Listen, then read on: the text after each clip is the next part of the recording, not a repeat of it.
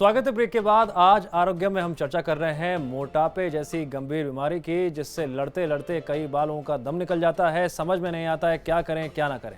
और आपके तमाम सवालों का जवाब देने के लिए हमारे स्टूडियो में मौजूद है लगातार खास मेहमान डॉक्टर कनिका, और हमारे साथ कॉलर जुड़ गए हैं नीतू शर्मा। नीतू, क्या सवाल है आपका? प्लीज आपसे रिक्वेस्ट है, पहले अपने टीवी की वॉल्यूम को बिल्कुल म्यूट कर दीजिए, फिर अपना सवाल पूछिए।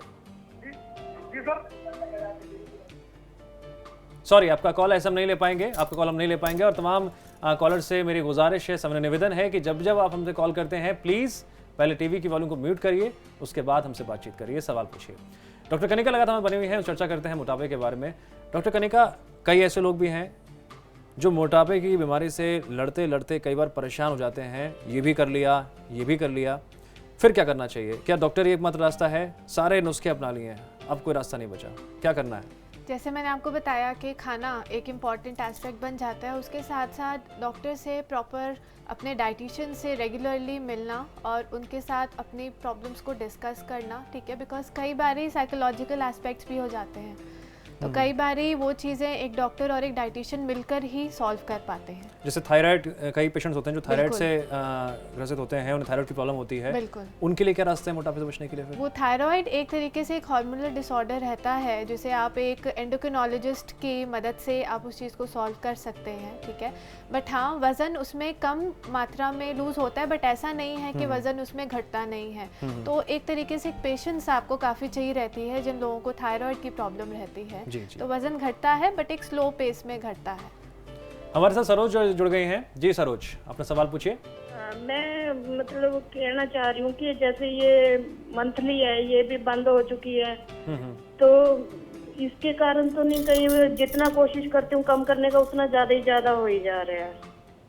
जी जी जी, डॉक्टर कनिका, आपने इनकी प्रॉब्लम समझा होगा। जी, क्या रास्ता है? एक इम्पॉर्टेंट एस्पेक्ट हो जाता है लेडीज़ के कंसल्टेशन में, और उनको मतलब माइंड में काफ़ी सारी चीज़ें रहती हैं कि वज़न हमारा घट नहीं रहा है, क्या करें क्या ना करें। जैसे मैंने आपको बताया, समय पर खाना बहुत ज़रूरी है, उसके साथ साथ एक्सरसाइज जो आपको पसंद हो, चाहे आपको योगा पसंद हो, आपको एरोबिक्स पसंद हो, स्किपिंग पसंद हो, डांसिंग पसंद हो, कुछ भी जो आपको खुशी देता हो, तो एक्सरसाइज इस एज में एक इम्पॉर्टेंट एस्पेक्ट हो जाता है। डॉक्टर कनिका, कहीं ना कहीं जिनको बैक प्रॉब्लम है या कुछ है, उनके लिए बेसिक एक्सरसाइज वॉकिंग भी, उससे अगर वो आधे घंटे वॉकिंग भी करें तो क्या वो बहुत नहीं है? नहीं, काफ़ी है उस चीज़ के लिए, बट आजकल जिस तरीके से बैक एक्स होते हैं, काफ़ी सेडेंटरी लाइफस्टाइल, हमारा लाइफस्टाइल इस तरीके का है कि प्रॉब्लम्स काफ़ी सारी रहती हैं। जी जी। तो उसके केस में आप अपने फिजियोथेरेपिस्ट से, या योगा बहुत हेल्प करता है उस चीज़ में, बिकॉज इतनी मूवमेंट नहीं होती है, स्टिल आप वजन उससे लूज कर सकते हैं। नोएडा से हमारा सम्राट जुड़ गए हैं। जी सम्राट, अपना सवाल पूछिए।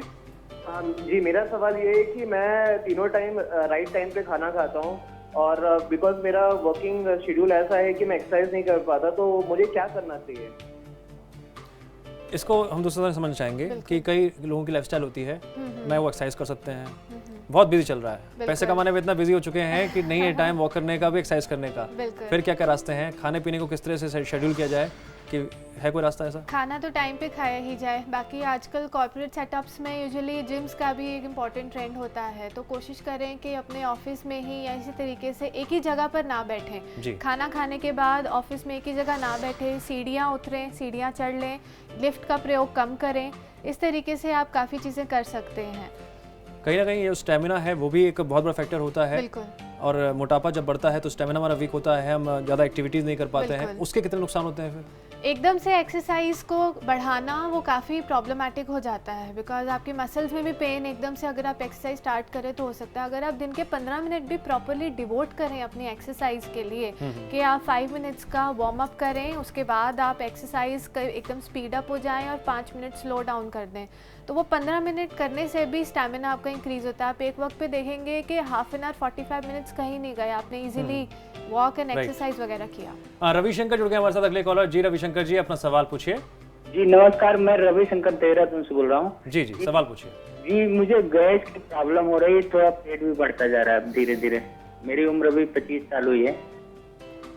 अभी उम्र ज़्यादा नहीं हुई फिर भी प्रॉब्लम्स? बिल्कुल वही जो चीज़ें हमने अभी डिस्कस करी, समय पर खाना, एक्सरसाइज करना, डॉक्टर की सलाह लेना, रेगुलरली अपने डाइटिशियन से मिलना, ये काफ़ी सारी चीज़ें। ठीक है, कुछ कुछ आप प्राकृतिक नुस्खे हम बताना चाहेंगे, जैसे नींबू पानी हो गया, आंवला हो गया, कौन कौन से प्रोडक्ट्स हैं जो आम दिनचर्या में रोज खा सकते हैं और फिर उससे कहीं ना कहीं हमारे मोटापे पर उसका असर पड़ता है, कम होता है मोटापा धीरे धीरे से ही? बिल्कुल, कौन कौन सी धीरे चीजें धीरे। हैं? सौंफ एक इम्पॉर्टेंट चीज़ रहती है, सौंफ, जिंजर, अदरक, लहसुन, इस तरीके की चीज़ें, अजवाइन का पानी, त्रिफला, इस तरीके की चीज़ें अगर आप सुबह लेते हैं खाली पेट तो काफ़ी फ़र्क पड़ता है। जी, डॉक्टर कनिका आप स्टूडियो में आई, आपने दर्शकों को इतनी अहम जानकारी दी। हम उम्मीद करते हैं कि इसका जो असर है उनकी सेहत पर पड़े और मोटापे से हर किसी को छुटकारा मिल जाए। आपका बहुत बहुत शुक्रिया। Thank you. और फिलहाल आर्गम में इतना ही, लेकिन समाचार प्लस पर खबरों का सिलसिला लगातार जारी है।